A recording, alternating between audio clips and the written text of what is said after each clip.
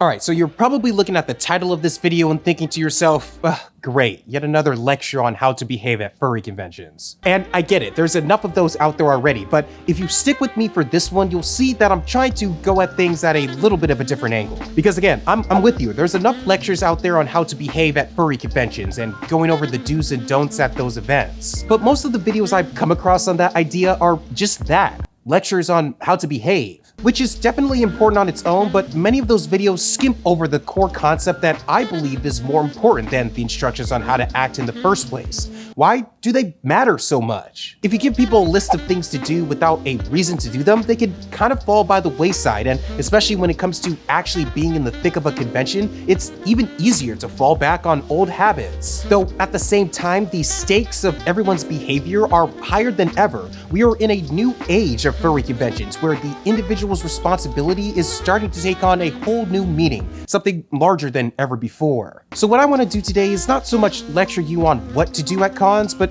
talk more about why the advice that you have probably been given already actually makes a difference. And in particular, why this difference takes on a whole new meaning in the current furry convention landscape. Let me explain. I know it might seem like I slipped that in there to embellish my point, but I wasn't kidding. We are in a new era of furry conventions. Now, this idea deserves an entire video on its own, but the long story short is that the furry fandom is growing at such a rate that furry conventions are struggling to keep up. What that looks like in practice is that cons are harder to get rooms for. They're becoming more crowded in spaces that haven't grown at the same rate as the fandom itself, and that convention resources, especially the staff and volunteers, are being stressed more than any other time in convention history. And sure, I think we should still celebrate this growth and all the convention attendance records that are being smashed, but there are two sides to every coin, and another way to look at those record-breaking attendance numbers is that cons are starting to get a bit overwhelming. This is why I personally think that convention etiquette takes on an entirely new importance in this day and age. Having a negative experience at a con hurts that much more when it's getting harder and harder to go to a con in the first place. It's no secret to anyone that the entire convention experience is getting more and more expensive, from travel to hotel stays to food, and at the rate that cons are growing, there's a real chance that conventions start implementing even more inhibitors like attendance caps to not get completely overwhelmed, meaning even just attending a con may not be guaranteed in the very near future. Now let me take a step back and not get too ahead of myself here, but the point is that in this weird, almost backwards sort of way, the increase in popularity of going to furry conventions is actually making each individual con that much more valuable to the people going, since the certainty of saying, "I'll see you again next year," is starting to wane more and more. Now let's come back to the present a little bit and talk more about the importance of convention etiquette today, because again, adding the answer to the why of good conventioning behavior gives that behavior that much more meaning. And of course, there is the obvious one of just being a good, considerate person and supporting your fellow humans, but that can be applied to life as a whole. When it comes to specifically this fandom, as convention-going members, we actually have this inherent responsibility to uphold the image of the fandom itself. Which I know sounds pretty abstract, but think of it like this. When I graduated college, I really didn't pay too much attention to the commencement speech because it was outside, pouring rain, and in 40-degree weather. But there was one line that really stuck with me that I think directly applies to the furry fandom. In short, they said that now that I'm a graduate, I am now a personal representative of the university that I graduated from, whether I like it or not. And I know that might sound dumb at first, but it's true. Part of my identity is the university that I graduated from, so my actions are a direct reflection of the type of people that college produces. And to me, it's exactly the same in the furry fandom. The ones who are privileged enough to go to furry conventions, because let's not forget, it's an incredible privilege to be able to, we are representatives of the fandom as a whole, whether we want that responsibility or not. How we act at cons has a direct correlation to how the entire fandom is perceived and has an impact on its future as well. And I'm not just talking out of my tail here, there's precedent on both sides. You can look at the relationship between Anthrocon and the city of Pittsburgh as an example of an outside entity having a very positive view on furries as a whole. And you don't have to look too far into the history of why my hometown of Seattle's furry convention is so family-friendly despite the city having a large adult furry population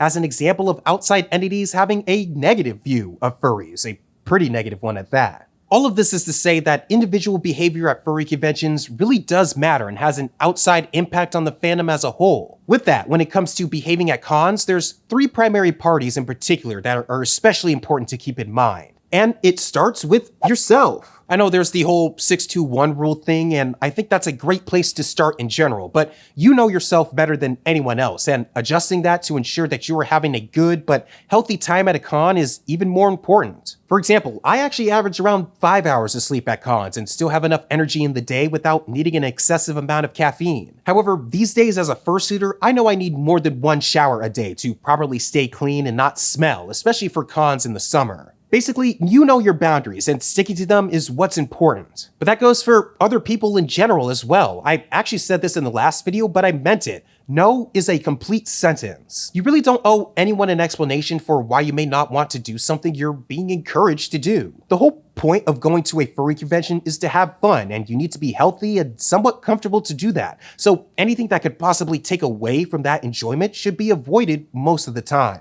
But once you get yourself in order, the next group of people that it's paramount to be considerate towards are the staff helping to run the con. On almost every measurable level, the staff are at a statistical disadvantage when it comes to running conventions. The amount of people attending easily outnumbered the amount of staff and volunteers, and that cavern is only widening. And with more people comes more problems, and they simply can't get to everyone's issues at once. So at this point, it's not really a want, it's a need in my opinion, but con staff need your patience and respect. Remember, they don't get paid or anything. They are there for your enjoyment, and they want to see you win. So there's little point in trying to hamper their experience helping you and everyone else around you. And they're humans too, and anyone will snap under enough pressure, so if they seem a bit more hostile or direct, it's never personal. They just might be overwhelmed by all of us one day. And honestly, I've been focusing on con staff and volunteers, but this goes for anyone that's working to help further along your convention experience. That includes the hotel staff, the airport staff, the person you're ordering coffee from.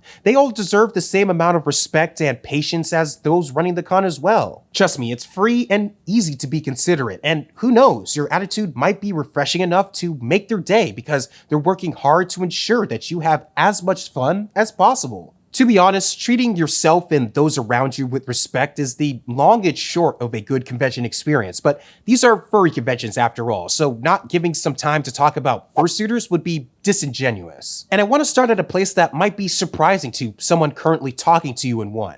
It's okay to be weirded out by these things. I mean, this is not normal. Being a furry is not normal, much less dressing up as one, and that's okay. They are not for everyone, and there's no need to force yourself to interact with them at a con. That being said, however, fursuiters are there to make cons more fun for both the con goers, but also for ourselves, so we like it when you do come up and interact with us. But the thing to remember is that this costume does not absolve us of our personhood. There's still people under these things, and in many cases, people who are vulnerable as well. Many people perform in fursuits to help them with things like social awkwardness or anxiety, or maybe experimenting with their ideas on identity. So they are in a spot that is uncomfortable for them. They are trying to gain confidence in these areas and inherently need your help to do so. So putting them in the best situation that you can to help them enjoy themselves goes a long way in helping their comfort level, which in turn allows them to provide more fun to everyone else at the con as well. Look, as much as I try to avoid it, I probably sound pretty preachy during that, so, apologies for that. There's just this level of passion I have for the fandom and for conventions specifically that I really don't want to make any worse. The way I see it, furry conventions are in a very tender place right now, and I'm pretty afraid that if one or two things go wrong at the wrong place at the wrong time, the downstream effects of that will make cons that much harder for that much more people to attend. So yeah, it is a bit personal to me, which is why I'm asking as politely as possible to be on your best behavior at the next furry convention you have the privilege to attend. Because if you do, it will allow everyone to enjoy themselves and have the fun that many go to conventions to seek in the first place. Alright, that's been it. Thank you for watching. I'll catch you in the next one, but until then, stay wild out there. Peace.